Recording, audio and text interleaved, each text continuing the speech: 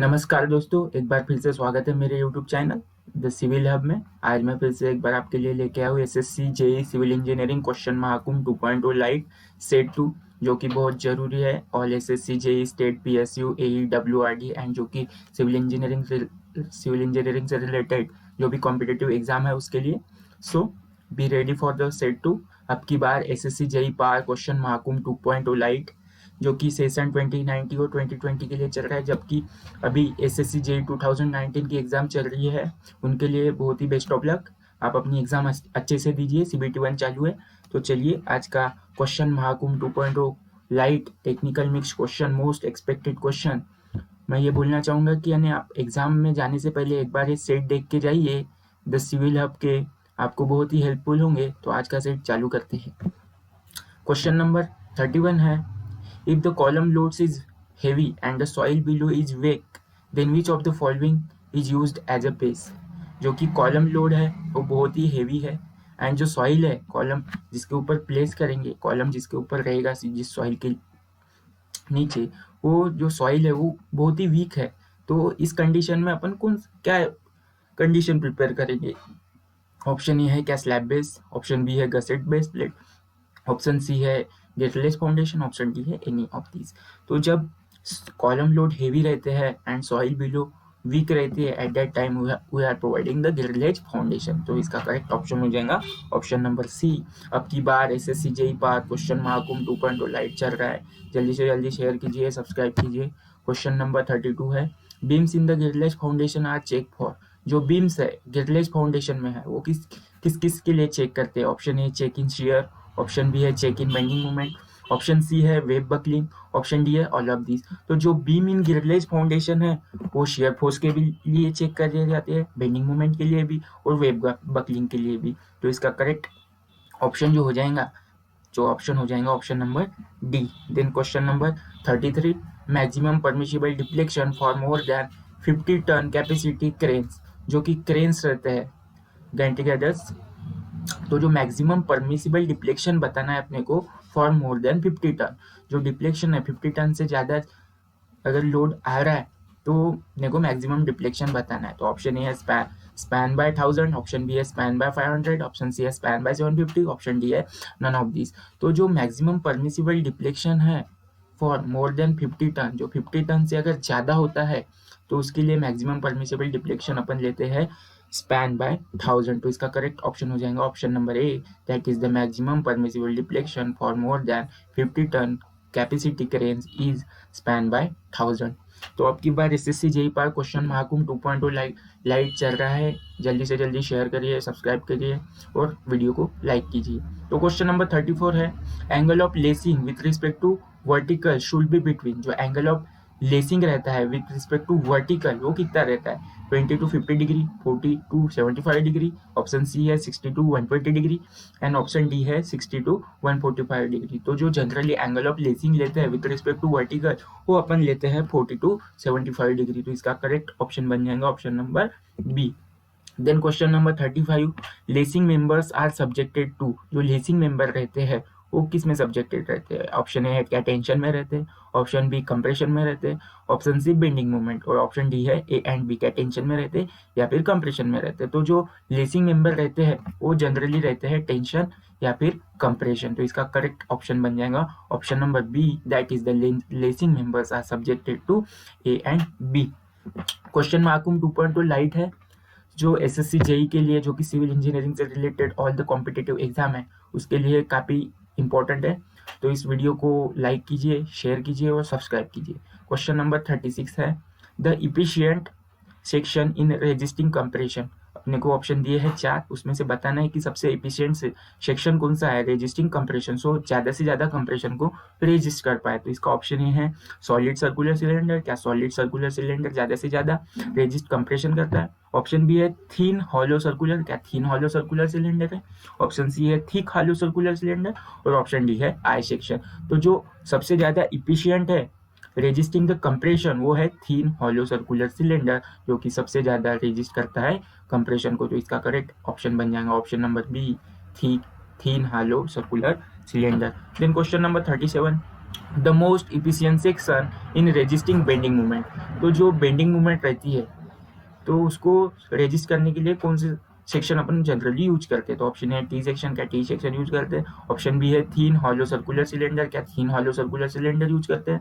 Option C है thick hollow circular cylinder, और option D है आई सेक्शन। तो जो मोस्ट इफिशिएंट सेक्शन रहता है रेजिस्टिंग बेंडिंग मूवमेंट के लिए वो जनरली रहता है आई सेक्शन। तो जो आई सेक्शन है वो मोस्ट इफिशिएंट सेक्शन रहता है बेंडिंग मूवमेंट को रेजिस्ट करने के लिए। Then moving towards next question, question number 38। Question number 38 है a column of length L with both ends are fixed may be considered as equivalent to the column of length dash with the both end are hinged। जो column की length है L जो कि उसके both and fix है may be considered as equivalent to the column of length, वो generally रहता है L/2। तो इसका करेक्ट आंसर हो जाएगा option number B, that is L/2 with the both ends are hinged। Then moving towards next question, according to the Euler column theory, the crippling load for the column of the length L fixed at both ends is dash the crippling load for the similar column of the end is fixed। तो इसका correct option हो जाएगा 16 time, जो कि solve करने के बाद आ जाएंगे। तो इसका करेक्ट आंसर अपने को ध्यान में रखना है कि 16 टाइम्स होता है, जो कि सॉल्व करने के बाद आता है। क्वेश्चन नंबर 40 है, in the steel structure joint is consider as a long joint if its length is. जो स्टील स्ट्रक्चर में रहता है joint consider as a long joint कब कंसिडर करते हैं? जब अपन लॉन्ग जॉइंट कंसिडर करते हैं when we consider the long joint when the length of the joint is greater than 150 t। तो इसका करेक्ट ऑप्शन बन जाएगा option number C. Then moving towards next question, maximum pitch of the weld in compression zone। जो maximum pitch रहती है welds में compression zone में वो कितनी रहती है? ऑप्शन ए है 12 टी, ऑप्शन बी है 16 टी, ऑप्शन सी है 24 टी, ऑप्शन डी है 32 टी। तो जो मैक्सिमम पिच रहती है of the weld in compression zone वो जनरली रहती है 12 टी। तो इसका करेक्ट ऑप्शन बन जाएगा option number A. Then next question, if the thickness of the plate is 16 mm then what will be the nominal diameter of the plate। जो thickness दी है अपने को 16 mm एंड अपने को नॉमिनल डायमीटर बताना है, तो जब थिकनेस दी जाती है तो we can use the Unwin's formula that is 6.05 under root T. तो जो 6.05 अंडर रूट टी यानी 6 ही पकड़ लेते हैं, अंडर रूट ऑफ 16 यानी 4 हो जाता है, एंड 6 into 4 दैट इज 24 के आसपास आंसर आएगा। तो इसका करेक्ट ऑप्शन बन जाएगा option number B, that is the nominal diameter of the bolt. Then question, next question, Poisson's ratio of the cement concrete is about। अपन ने Poisson's ratio in the steel देखा है, पर कभी कभार पूछ लेता है कि Poisson's ratio of the cement concrete is about। तो अपन उसमें गलत कर देते हैं 0. मीन्स अपने को स्टील का पता है तो वही टिक करके आते हैं, तो ये गलती नहीं होनी चाहिए, इसलिए ये क्वेश्चन लिया है कि Poisson's ratio of the cement concrete is about। तो ऑप्शन ए 0.28, ऑप्शन बी है 0.50, ऑप्शन सी है 0.40, ऑप्शन डी है 0.30। तो जो Poisson's ratio रहता है सीमेंट कंक्रीट का वो रहता है 0.40। आपको ध्यान में रखना है कि जो पॉइजन्स रेशो रखता है सीमेंट कंक्रीट का वो 0.40 रहता है। Then next question, the loss of pressure head in case of laminar flow is proportional to. जो लॉस होता है प्रेशर हेड का लैमिनार फ्लो में वो प्रोपोर्शनल रहता है क्या वेलोसिटी से, क्या वेलोसिटी के स्क्वायर से, या वेलोसिटी के क्यूब से, या वेलोसिटी के फोर्थ पावर से। तो जो लॉस होता है प्रेशर हेड का in case of laminar flow is proportional to the velocity. जो वेलोसिटी से डायरेक्टली प्रोपोर्शनल रहता है pressure head in case of laminar flow. तो इसका करेक्ट ऑप्शन बन जाएगा option number A.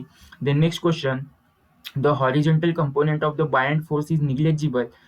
Horizontal component of buoyant force negligible रहता है, वो क्यों रहता है? तो ऑप्शन ए है निग्लेजिबल रहता है, ऑप्शन बी है same as buoyant force, option C 0, option D है नन ऑफ दिस। तो इसका करेक्ट ऑप्शन बन जाएगा option number C, the horizontal component of the buoyant force रहता है वो रहता है 0। Then next question, question number, metacentric height is given as the distance between. जो मेटासेंटर हाइट रहती है वो किसके बीच का डिस्टेंस रहती है? ऑप्शन ए है the centre of gravity of the body and metacentre, option B है the centre of gravity of the body and the centre of buoyancy, option C है the centre of gravity of the body and the centre of pressure, option D है centre of buoyancy and metacentre. जो कि metacentric height रहती है वो अपन generally लेते हैं the centre of the gravity of the body and the metacentre. तो इसका करेक्ट ऑप्शन बन जाएगा option number A.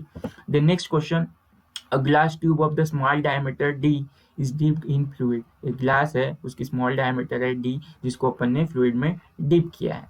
The height of the rise और the fall in the tube is given by, W specific weight दिया है, alpha angle of contact दिया है liquid surface का, एंड सिग्मा दिया है अपने को सरफेस टेंशन। तो अपने को इसका बताना है कि 4W D by sigma cos alpha, option B है sigma cos alpha upon 4WD, option C है 4 sigma cos alpha upon WD।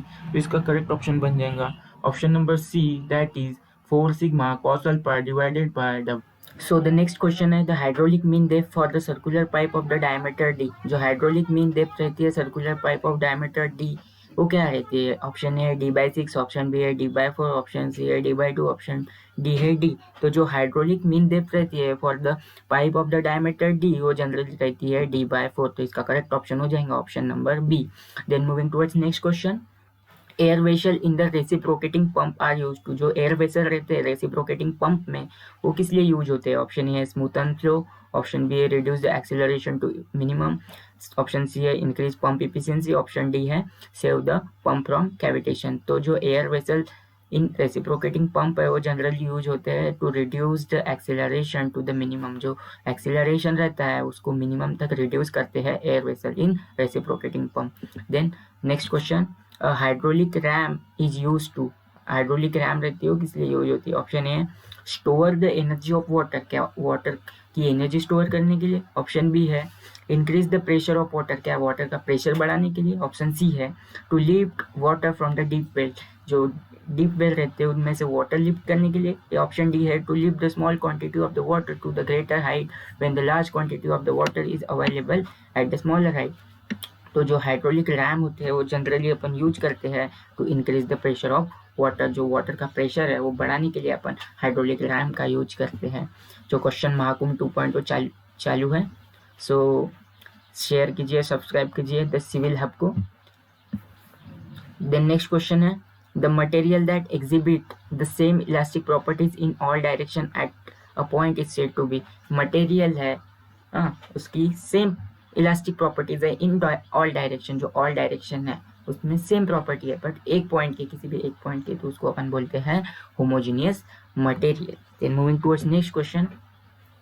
Next question है the dimension for the flexural rigidity. जो फ्लेक्सुरल रिजिडिटी है उसके लिए डायमेंशन बताना है of the beam element, mass m, length l and t is the given by है। तो अपने को बताना है, डायमेंशन बताना है फॉर द फ्लेक्सुरल रिजिडिटी। जो फ्लेक्सुरल रिजिडिटी रहती है उसके लिए डायमेंशन रहते हैं m1, l3, t-2। तो इसका करेक्ट ऑप्शन बन जाएगा option number B.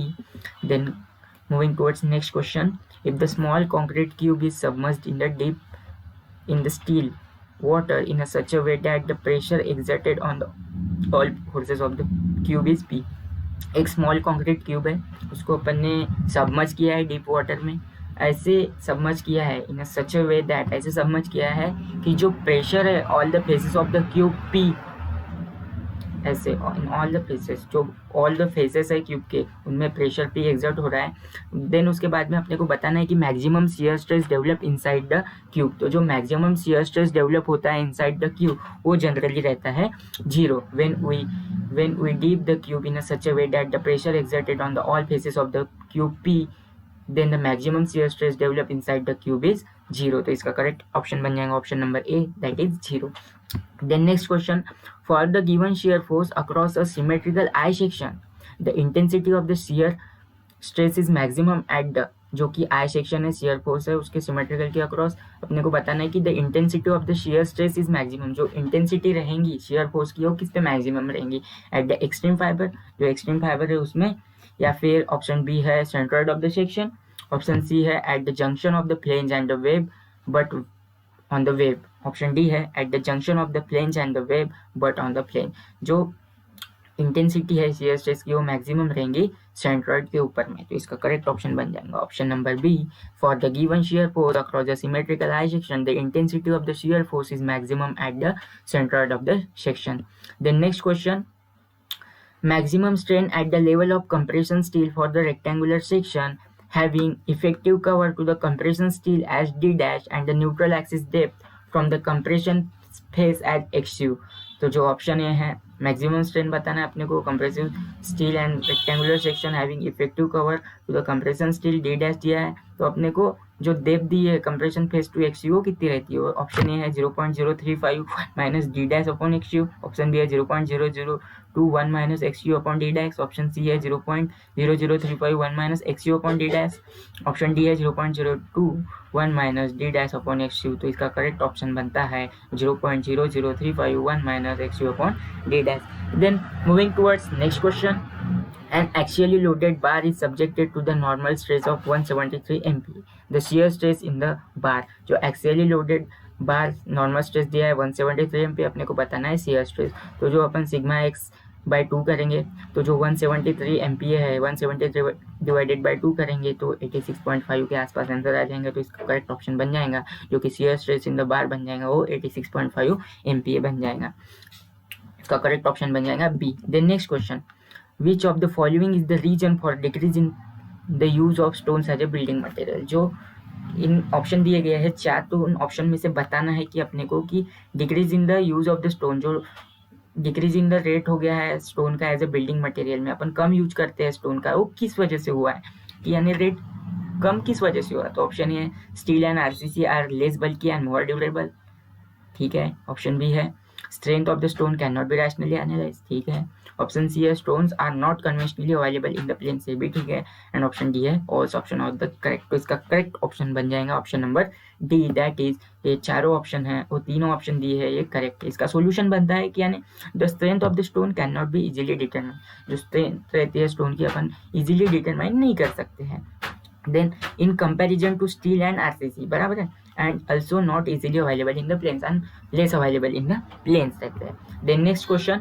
The solidification of the molten magma when it reaches the surface of the earth results in the formation of sedimentary rock, metamorphic rock, basalts and trapped granite. solidification of the molten magma रहता है जो अर्थ के surface पे आने के बाद क्या form होता है, क्या सेडिमेंट्री रॉक फॉर्म होता है. ऑप्शन बी है क्या मेटामॉर्फिक, ऑप्शन सी है Basalt and trap, option D है ग्रेनाइट. ये क्वेश्चन है SSC JEE previous year building material and construction का क्वेश्चन है जो कि रिपीट हो सकता है. तो इसका करेक्ट ऑप्शन बन जाएगा ऑप्शन नंबर सी. जो सॉलिडिफिकेशन ऑफ मोल्टन मैग्मा रहता है ऑन द सरफेस पे जब जाता है तो बासाल्ट एंड ट्रैप फॉर्म होते हैं. तो सॉल्यूशन दिया गया है इसका. The granite basalts and trap are the igneous rock. Granite schools above the earth surface, basalt and trap schools below the earth surface. तो इसका करेक्ट ऑप्शन बन जाएगा option number C. Then next question तो नहीं है, तो इसके साथ जो आज का सेट 2 है अब की बार एसएससी जेईई पार क्वेश्चन महाकुंभ 2.0 लाइट यही समाप्त करते हैं. होप दोस्तों कि आपको मेरे वीडियो पसंद आ रहे होंगे. तो दोस्तों आपको मेरे चैनल द सिविल हब को लाइक करना है, शेयर करना है और ज़्यादा से ज़्यादा सब्सक्राइब करना है और नोटिफिकेशन बेल को ऑन करना है जिससे मैं जब जितने भी वीडियो डालूँ वो आपके तक पहुँचे और आपको उसका ज़्यादा से ज़्यादा फायदा हो. So thank you so much guys.